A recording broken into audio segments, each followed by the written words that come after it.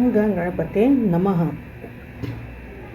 आज हम अध्याय हमारे ठाकुर जी के 33 पवित्र नामों से करेंगे, जिसके सुनने से, पढ़ने से आपको सुख, समृद्धि और मनोवांछित फल मिलते हैं। तो ध्यान से मेरे साथ साथ आप भी दोहराएंगे।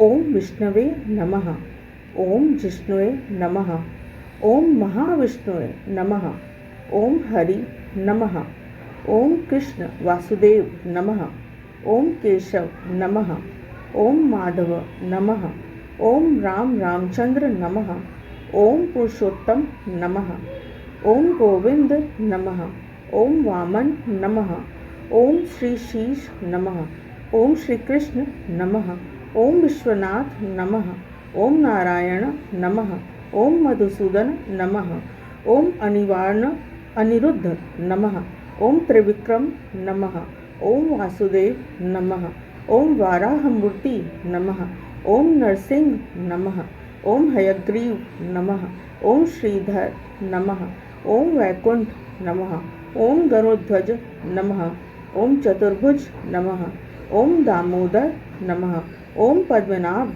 नमः, ओम अनंत नमः, ओम जनार्दन नमः, ओम विश्वरूप नमः, ओम त्रैलोक्यनाथ नमः, ओम सर्वेश्वर नमः।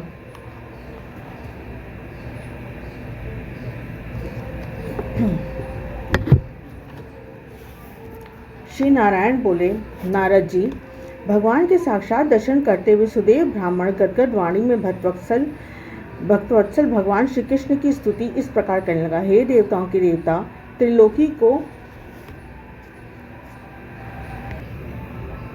अभय देने वाले प्रभु, सबके ईश्वर, आपको नमस्कार है। मैं आपकी शरण में आया हूँ।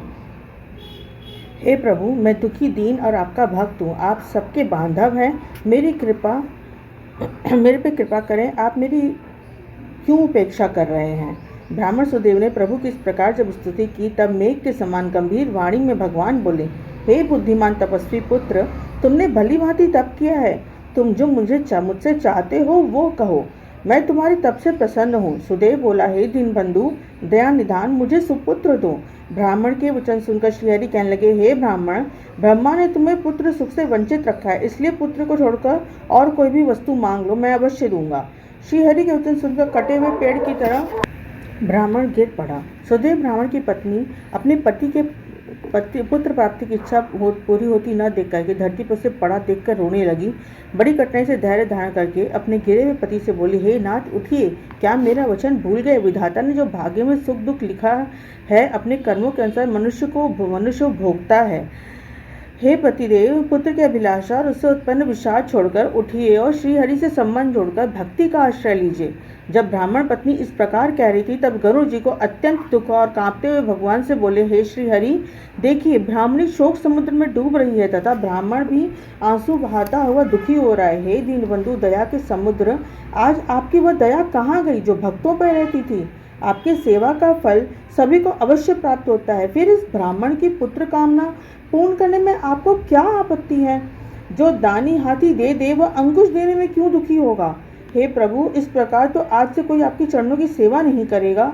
अगर इसे पुत्र न दिया तो आपकी महिमा नष्ट हो जाएगी, इसलिए इसे एक पुत्र तो अवश्य दीजिए। भक्त सुदामा आपकी आराधना से पूर्ण सुखी बन गए थे। आपकी कृपा से ही गुरु संदीपन को मरे हुए पुत्र की पुनः प्राप्ति हुई। पति पत्नी पुत्र की इच्छा से आपकी शरण में आए हैं। गरुड़ के वचन सुनकर श्री नारायण बोले, हे पक्षियों में श्रेष्ठ, तुम ही इन्हें एक पुत्र होने का वरदान दे दो। बोलो श्री हरि की जय। उनके वाहन श्री गरुड़ देव महाराज की जय।